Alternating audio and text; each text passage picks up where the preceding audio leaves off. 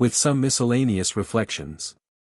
I have never met with a man either in England or America, who hath not confessed his opinion, that a separation between the countries would take place one time or other, and there is no instance, in which we have shown less judgment, than in endeavoring to describe what we call, the ripeness or fitness of the continent for independence. As all men allow the measure, and vary only in their opinion of the time, let us, in order to remove mistakes, take a general survey of things, and endeavor, if possible, to find out the very time. But we need not go far, the inquiry ceases at once, for the time hath found us. The general concurrence, the glorious union of all things, prove the fact. It is not in numbers, but in unity, that our great strength lies. Yet our present numbers are sufficient to repel the force of all the world. The continent hath, at this time, the largest body of armed and disciplined men of any power under heaven, and is just arrived at that pitch of strength, in which no single colony is able to support itself, and the whole, when united, can accomplish the matter, and either more, or less than this, might be fatal in its effects. Our land force is already sufficient, and as to naval affairs, we cannot be insensible, that Britain would never suffer an American man of war to be built, while the continent remained in her hands. Wherefore, we should be no forwarder 100 years hence in that branch, than we are now, but the truth is, we should be less so, because the timber of the country is every day diminishing, and that, which will remain at last, will be far off and difficult to procure. Were the continent crowded with inhabitants, her sufferings under the present circumstances would be intolerable.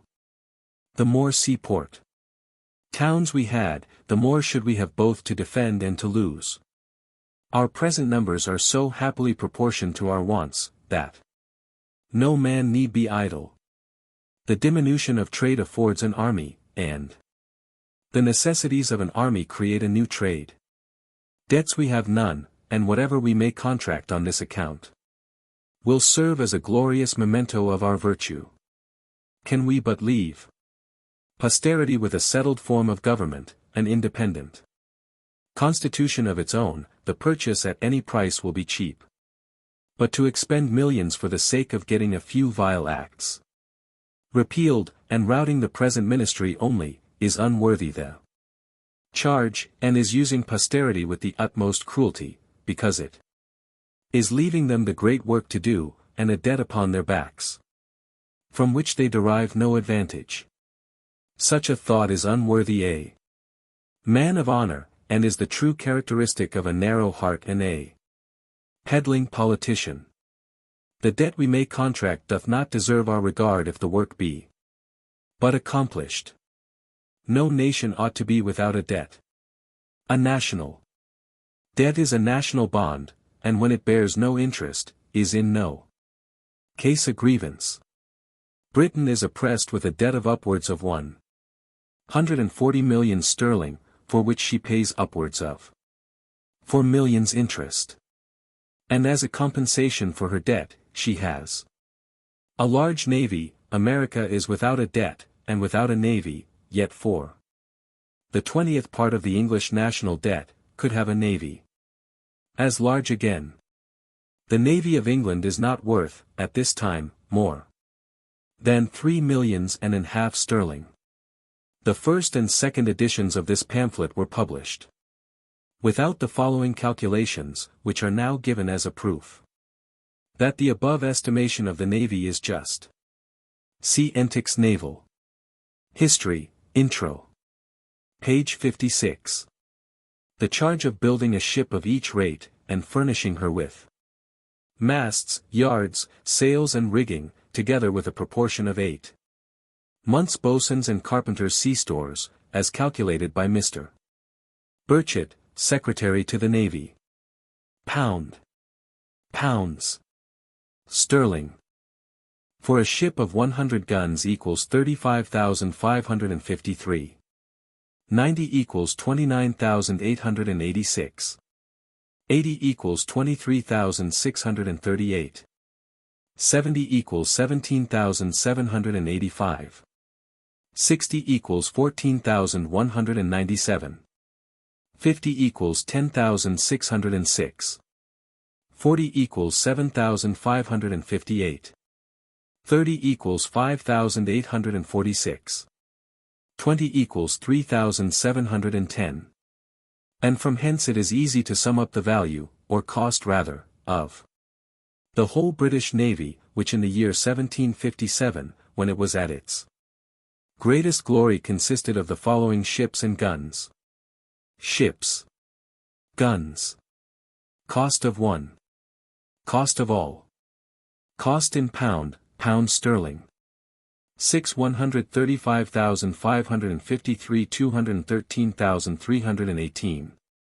1290 29,886 358,632. 1280 23,638 283,656. 4370 17,785 764,755.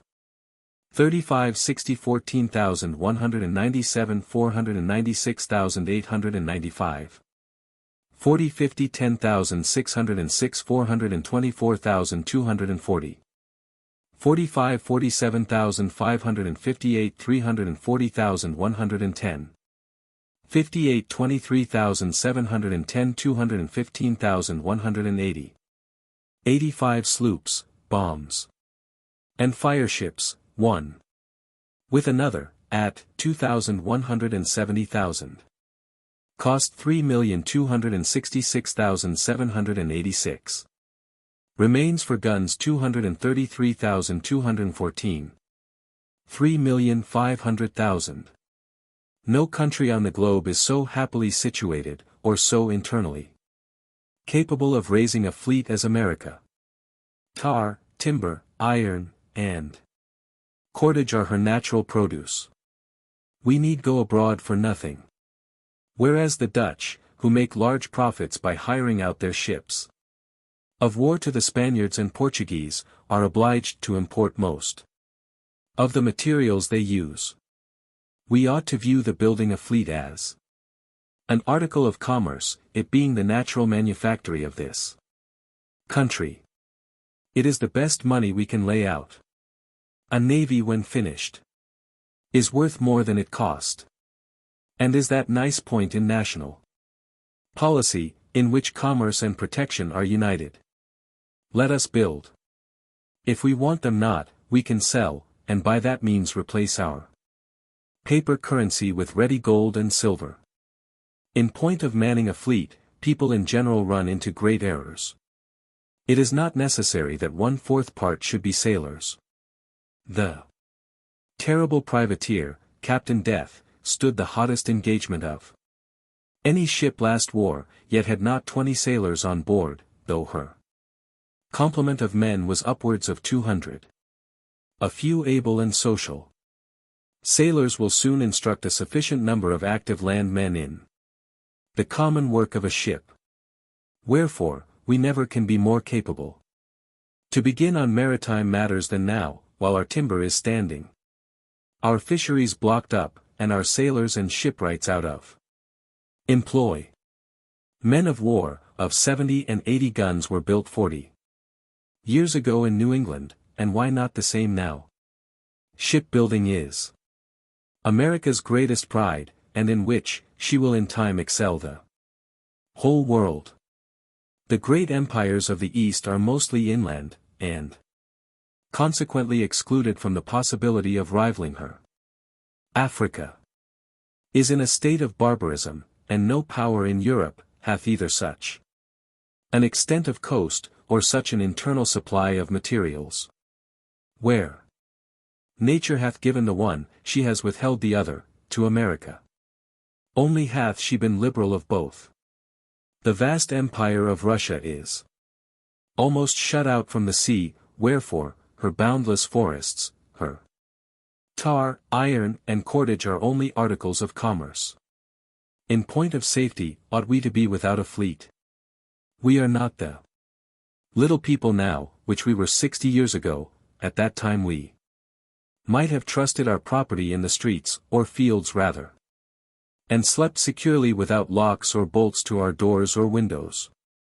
The case now is altered, and our methods of defense ought to improve with our increase of property. A common pirate, 12 months ago, might have come up the Delaware, and laid the city of Philadelphia under instant contribution, for what sum he pleased. And the same might have happened to other places. Nay, any daring fellow, in a brig of 14 or 16 guns, might have robbed the whole continent, and carried off 500,000 of money. These are circumstances which demand our attention, and point out the necessity of naval protection. Some, perhaps, will say, that after we have made it up with Britain, she will protect us. Can we be so unwise as to mean, that she shall keep a navy in our harbors for that purpose? Common sense will tell us, that the power which hath endeavored to subdue us, is of all others, the most improper to defend us. Conquest may be effected under the pretence of friendship, and ourselves, after a long and brave resistance, be at last cheated into slavery. And if her ships are not to be admitted into our harbors, I would ask, how is she to protect us? A navy 3 or 4,000 miles off can be of little use, and on sudden emergencies, none at all. Wherefore, if we must hereafter protect ourselves, why not do it for ourselves? Why do it for another? The English list of ships of war is long and formidable, but not a tenth part of them are at any one time fit for service, numbers of them not in being, yet their names are pompously continued in the list, if only a plank be left of the ship, and not a fifth part, of such as are fit for service, can be spared on any one station at one time. The East and West Indies, Mediterranean, Africa, and other parts over which Britain extends her claim, make large demands upon her navy. From a mixture of prejudice and inattention, we have contracted a false notion respecting the navy of England, and have talked as if we should have the whole of it to encounter at once. And for that reason, supposed, that we must have one as large, which, not being instantly practicable, have been made use of by a set of disguised Tories to discourage our beginning thereon. Nothing can be farther from truth than this, for if America had only a 20th part of the naval force of Britain, she would be by far an over match for her, because, as we neither have, nor claim any foreign dominion, our whole force would be employed on our own coast, where we should, in the long run, have 2 to 1 the advantage of those who had 3 or 4,000 miles to sail over, before they could attack us, and the same distance to return in order to refit and recruit. And although Britain by her fleet, hath a check over our trade to Europe, we have as large a one over her trade to the West Indies, which, by laying in the neighborhood of the continent, is entirely at its mercy. Some method might be fallen on to keep up a naval force in time of peace, if we should not judge it necessary to support a constant navy.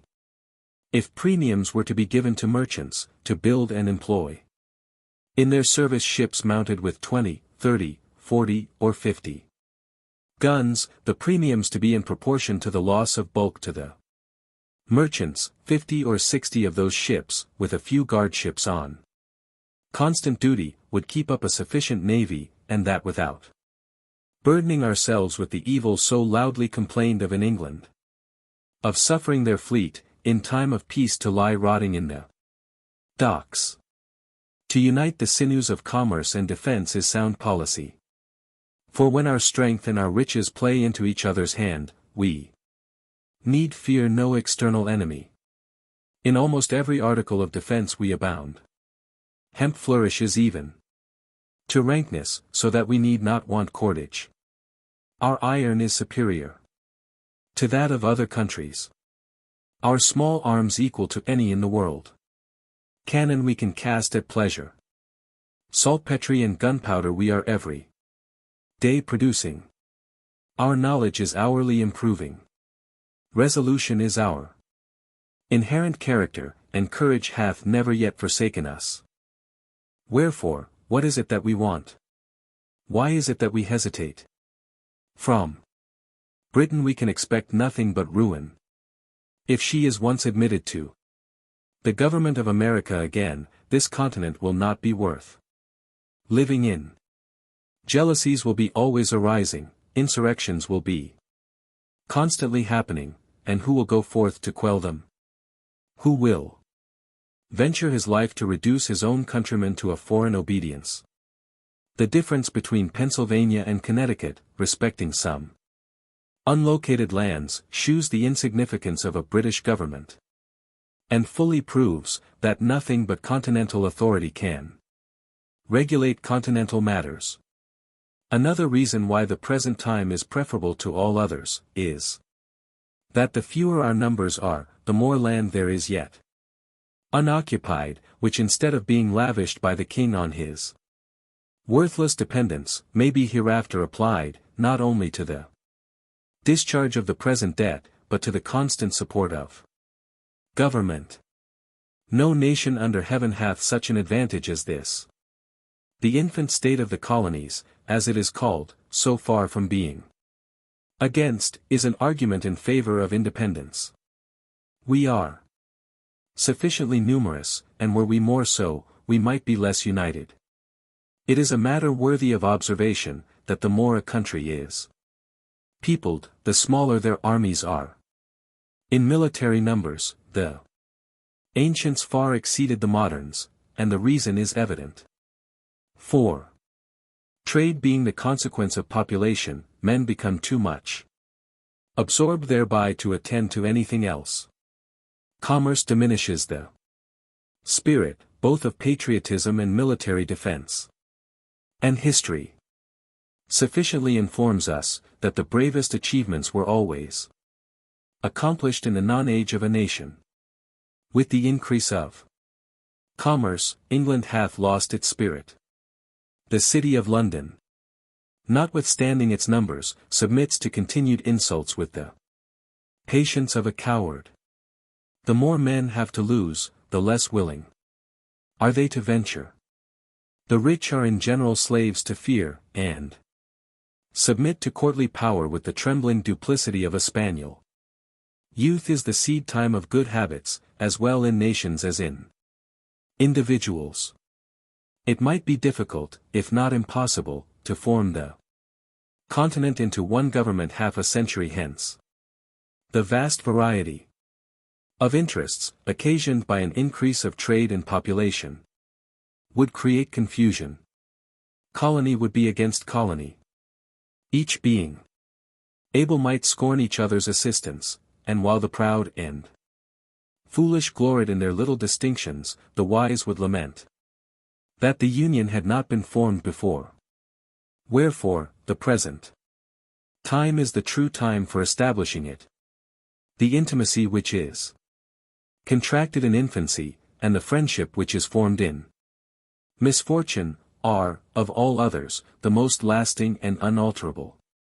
Our present union is marked with both these characters. We are young, and we have been distressed, but our concord hath withstood our troubles, and fixes a memorable area for posterity to glory in. The present time, likewise, is that peculiar time, which never happens to a nation but once, viz. the time of forming itself into a government. Most nations have let slip the opportunity, and by that means have been compelled to receive laws from their conquerors, instead of making laws for themselves. First, they had a king, and then a form of government, whereas, the articles or charter of government should be formed first, and men delegated to execute them afterward, but from the errors of other nations, let us learn wisdom, and lay hold of the present opportunity to begin government at the right end. When William the Conqueror subdued England, he gave them law at the point of the sword, and until we consent, that the seat of government, in America, be legally and authoritatively occupied, we shall be in danger of having it filled by some fortunate ruffian, who may treat us in the same manner, and then, where will be our freedom? Where our property? As to religion, I hold it to be the indispensable duty of all government, to protect all conscientious professors thereof, and I know of no other business which government hath to do therewith. Let a man throw aside that narrowness of soul, that selfishness of principle, which the niggards of all professions are so unwilling to part with, and he will be at once delivered of his fears on that head. Suspicion is the companion of mean souls, and the bane of all good society. For myself, I fully and conscientiously believe, that it is the will of the Almighty, that there should be diversity of religious opinions among us. It affords a larger field for our Christian kindness. Were we all of one way of thinking, our religious dispositions would want matter for probation, and on this liberal principle, I look on the various denominations among us, to be like children of the same family, differing only, in what is called, their Christian names. In page 40, I threw out a few thoughts on the propriety of a continental charter, for I only presume to offer hints, not plans. And in this place, I take the liberty of re-mentioning the subject, by observing, that a charter is to be understood as a bond of solemn obligation, which the whole enters into, to support the right of every separate part, whether of religion, personal freedom, or property. A firm bargain and a right reckoning make long friends. In a former page I likewise mentioned the necessity of a large and equal representation, and there is no political matter which more deserves our attention. A small number of electors, or a small number of representatives, are equally dangerous. But if the number of the representatives be not only small, but unequal, the danger is increased. As an instance of this, I mention the following: when the Associators' petition was before the House of Assembly of Pennsylvania, 28 members only were present, all the Bucks County members, being 8, voted against it, and had 7 of the Chester members done the same, this whole province had been governed by 2 counties only, and this danger it is always exposed to. The unwarrantable stretch likewise, which that House made in their last sitting, to gain an undue authority over the delegates of that province, ought to warn the people at large, how they trust power out of their own hands. A set of instructions for the delegates were put together, which in point of sense and business would have dishonored a schoolboy, and after being approved by a very few without doors, were carried into the House, and there passed in behalf of the whole colony, whereas, did the whole colony know, with what ill will that House hath entered on some necessary public measures, they would not hesitate a moment to think them unworthy of such a trust. Immediate necessity makes many things convenient, which if continued would grow into oppressions. Expedience and right are different things. When the calamities of America required a consultation, there was no method so ready, or at that time so proper, as to appoint persons from the several houses of assembly for that purpose. And the wisdom with which they have proceeded hath preserved this continent from ruin. But as it is more than probable that we shall never be without a Congress, every well-wisher to good order must own that the mode for choosing members of that body deserves consideration. And I put it as a question to those who make a study of mankind, whether representation and election is not too great a Power for one and the same body of men to possess. When we are planning for posterity, we ought to remember that virtue is not hereditary. It is from our enemies that we often gain excellent maxims, and are frequently surprised into reason by their mistakes. Mr. Cornwall, one of the Lords of the Treasury, treated the petition of the New York Assembly with contempt, because that House, he said, consisted but of 26 members, which trifling number, he argued, could not with decency be put for the whole. We thank him for his involuntary honesty. Superscript 1. Superscript 1. Those who would fully understand of what great consequence a large and equal representation is to a state, should read Berg's Political Disquisitions. To conclude, however strange it may appear to some, or however unwilling they may be to think so, matters not, but many strong and striking reasons may be given, to shew, that nothing can settle our affairs so expeditiously as an open and determined declaration for independence. Some of which are: first, it is the custom of nations, when any two are at war, for some other powers, not engaged in the quarrel, to step in as mediators, and bring about the preliminaries of a peace. But while America calls herself the subject of Great Britain, no power, however well disposed she may be, can offer her mediation. Wherefore, in our present state we may quarrel on forever. Secondly, it is unreasonable to suppose that France or Spain will give us any kind of assistance, if we mean only to make use of that assistance for the purpose of repairing the breach, and strengthening the connection between Britain and America, because those powers would be sufferers by the consequences.